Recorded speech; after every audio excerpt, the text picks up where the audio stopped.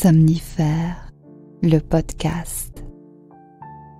Bonsoir à tous, nous sommes le jeudi 8 avril et Somnifère vous propose ce soir une séance de relaxation conçue pour relâcher toutes les tensions et le stress accumulés pendant la semaine et se préparer à profiter d'un sommeil profond et réparateur. Et juste après cela, un joli conte des frères Grimm sur l'importance de se contenter de ce que l'on a et des travers de l'avidité. Bonne nuit, tout spécial ce soir à Héloïse de Caen et Nadia de Nancy, et merci d'avoir partagé Somnifère sur vos réseaux sociaux. Plus d'infos en description de cet épisode. Je vous souhaite une excellente nuit et maintenant place à notre séance de relaxation. La séance de relaxation. Mettez-vous à l'aise et adoptez la position que vous souhaitez tant qu'elle vous est confortable.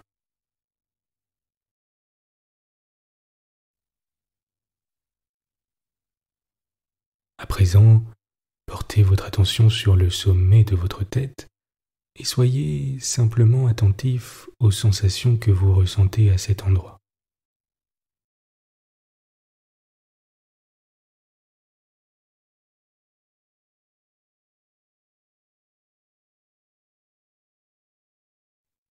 Il s'agit peut-être de vibrations ou alors des fourmillements.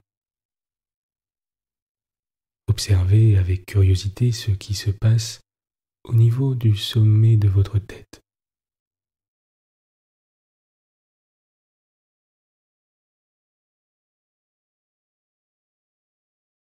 À présent, portez votre attention sur les appuis de votre tête avec l'oreiller.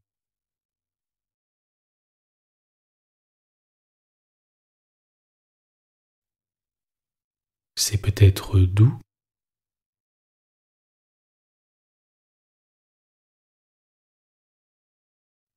ou alors chaud,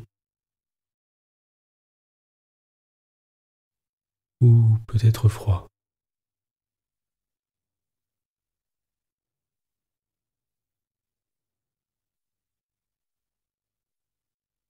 Vous ressentez peut-être le tissu sur votre peau, ou alors peut-être simplement une douce pression. Observez simplement vos sensations avec curiosité.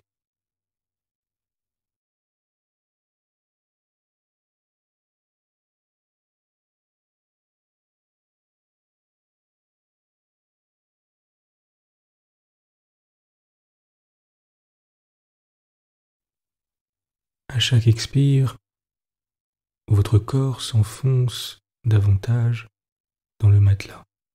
Votre esprit est plus léger.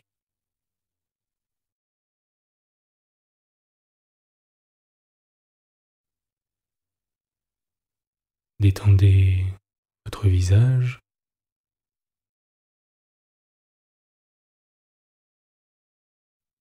déplissez le front,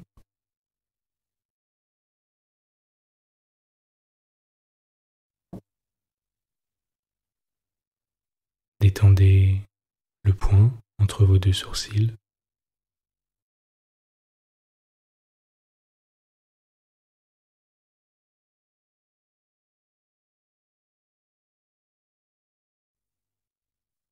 votre nez,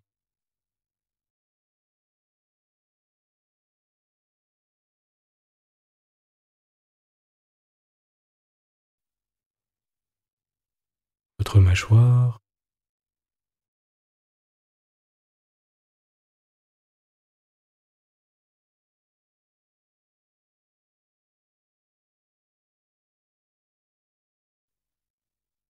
votre langue.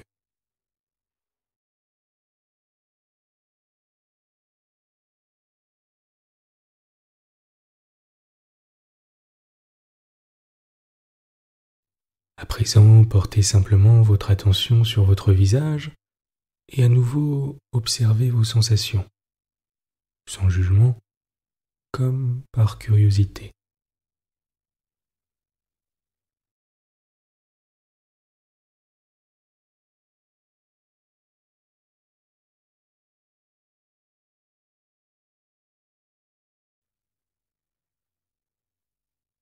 Portez maintenant votre attention sur les sensations présentes dans la région de vos épaules et relâchez-les de tout leur poids.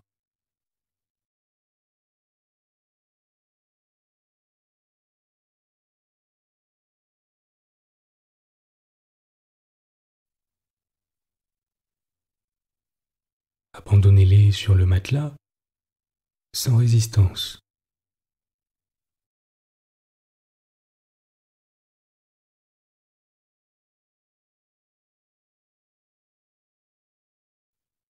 Portez votre attention sur votre épaule gauche et votre bras gauche, de haut en bas, en commençant par l'épaule.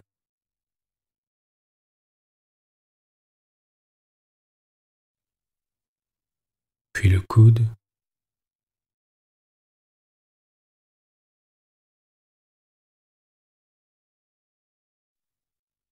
puis l'avant-bras.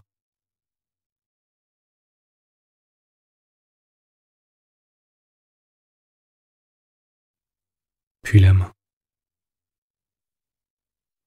Observez toute sensation de vibration, de picotement, de fraîcheur, de fourmillement, de confort.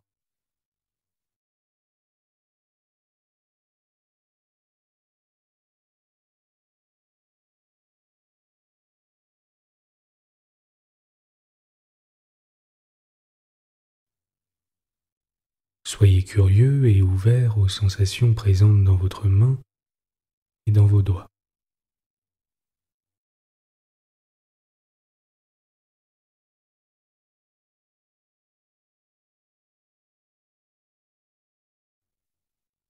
Laissez votre main se détendre complètement.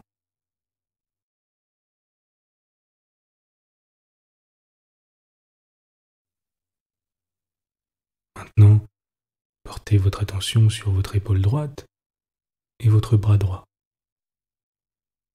De haut en bas, commençant par l'épaule,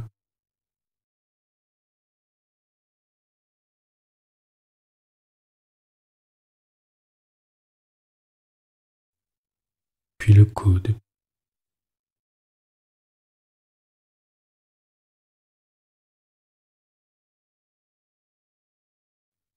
puis l'avant-bras,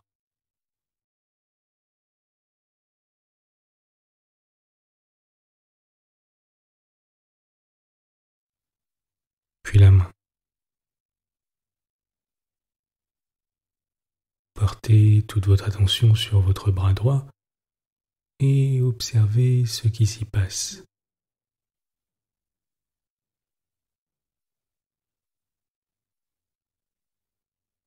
Peut-être que les sensations se concentrent au niveau de vos mains et de vos doigts. Peut-être les sentez-vous plus vibrantes que le reste.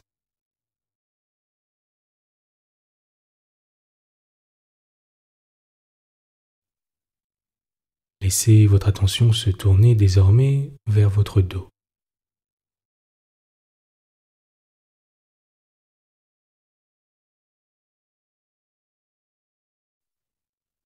Si vous le souhaitez, prenez une grande inspiration par le nez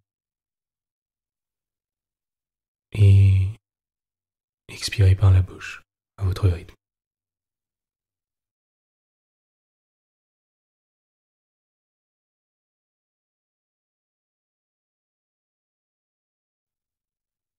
Portez votre attention sur le haut de votre dos,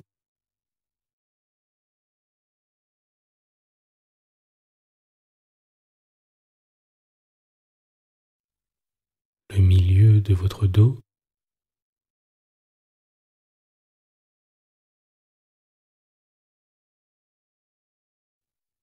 et les sensations dans le bas de votre dos.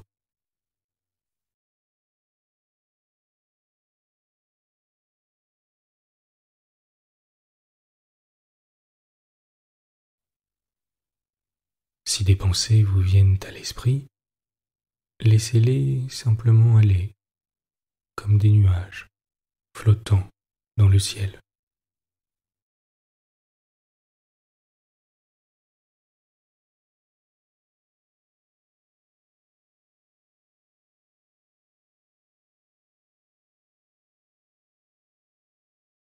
Portez votre attention sur votre poitrine, votre plexus solaire et votre ventre.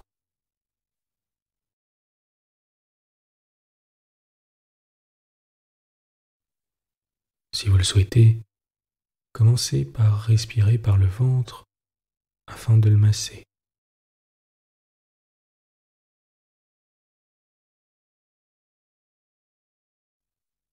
À présent, portez votre attention sur votre région pelvienne et sur les endroits où votre corps est en contact avec le matelas.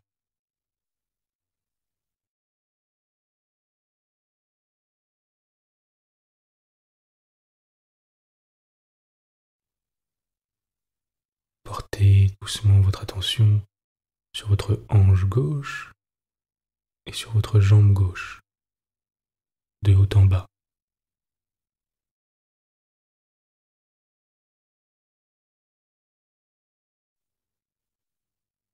Relâchez votre cuisse,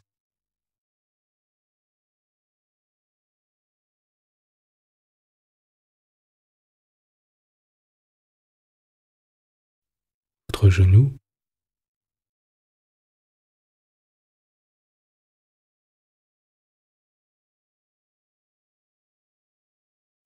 votre mollet.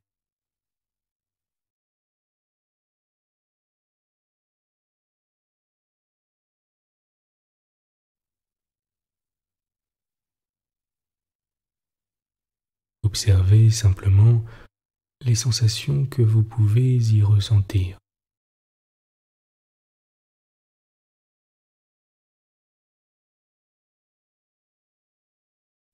Relâchez maintenant, à leur tour, votre jambe, votre genou et votre mollet droit.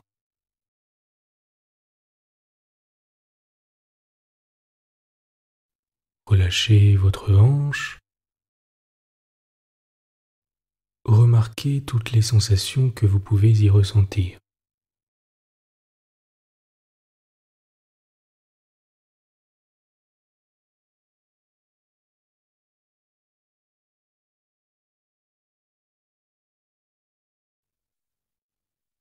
Portez à présent votre attention sur vos deux pieds et imaginez que deux pinceaux viennent chatouiller la plante de vos deux pieds.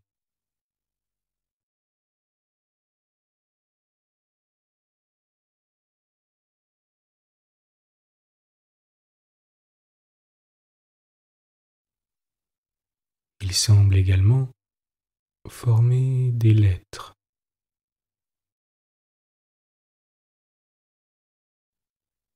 Essayez peut-être de les deviner comme quand nous étions enfants.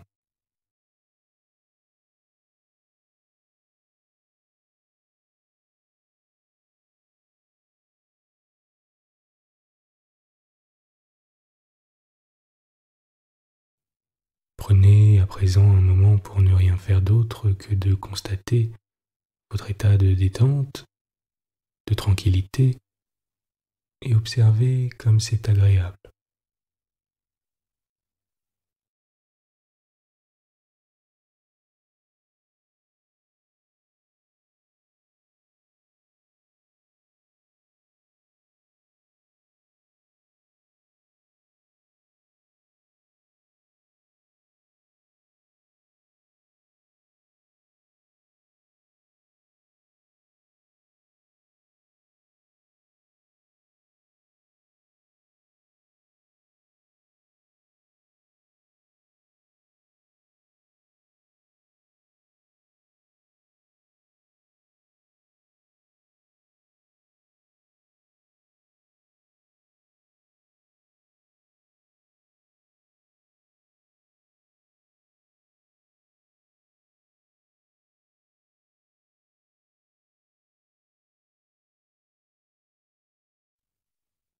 Vous êtes calme et détendu.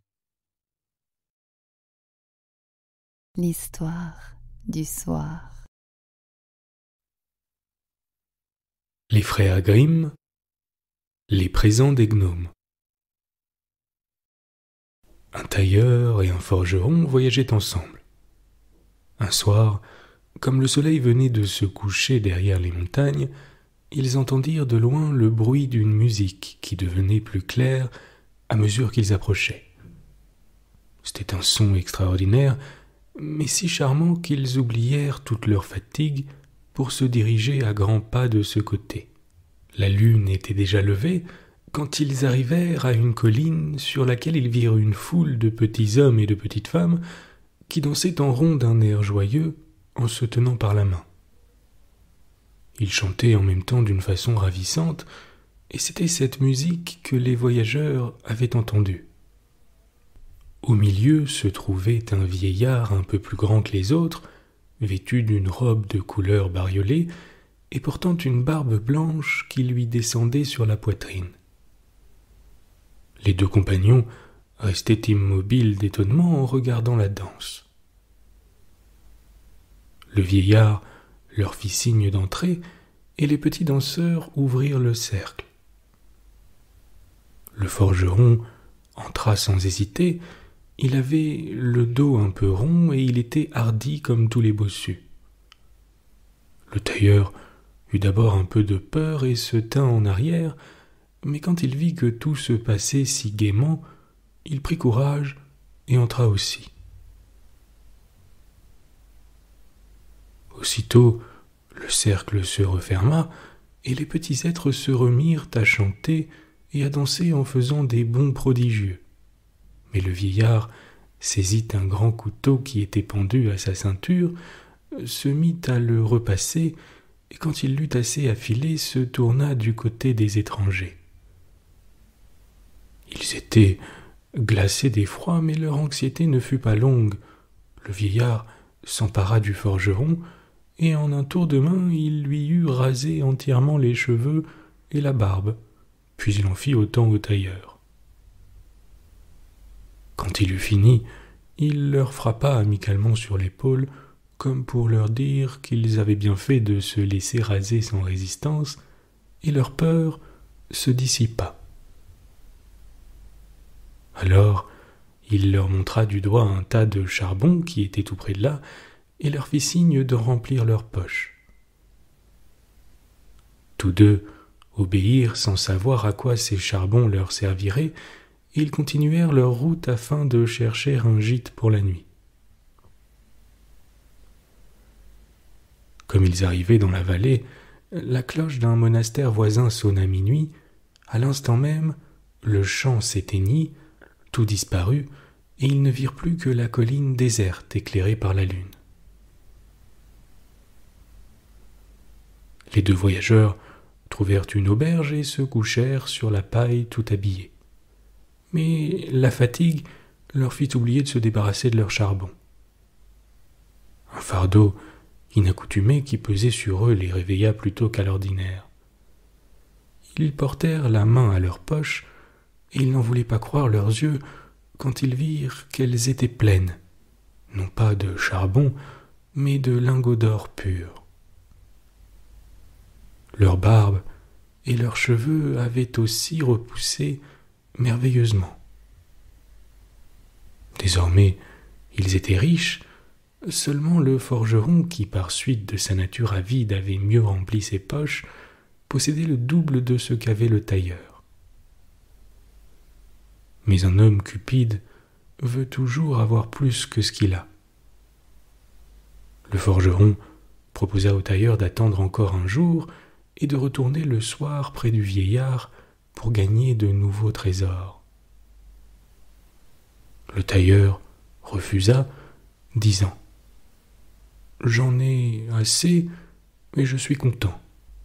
Je veux seulement devenir maître en mon métier et épouser ma charmante promise, et je serai un homme heureux. » Cependant, pour faire plaisir à l'autre, il consentit à rester un jour encore. Le soir, le forgeron prit 2 sacs sur ses épaules pour emporter bonne charge, et il se mit en route vers la colline. Comme la nuit précédente, il trouva les petites gens chantant et dansant. Le vieillard le rasa et lui fit signe de prendre des charbons. Il n'hésita pas à emplir ses poches et ses sacs, tant qu'il y en put entrer, s'en retourna joyeux à l'auberge et se coucha tout habillé. Quand mon or commencera à peser, se dit-il, je le sentirai bien. Et il s'endormit enfin dans la douce espérance de s'éveiller le lendemain matin riche comme un Crésus. Dès qu'il eut les yeux ouverts, son premier soin fut de visiter ses poches. Mais il eut beau fouiller dedans, il n'y trouva que des charbons tout noirs.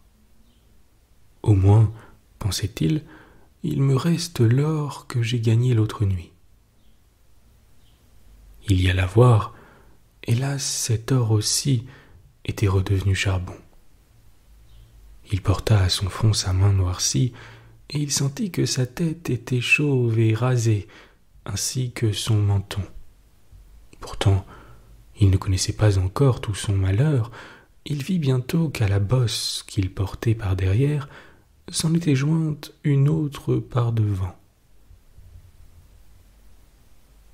Il sentit alors qu'il recevait le châtiment de sa cupidité, et se mit à pousser des gémissements.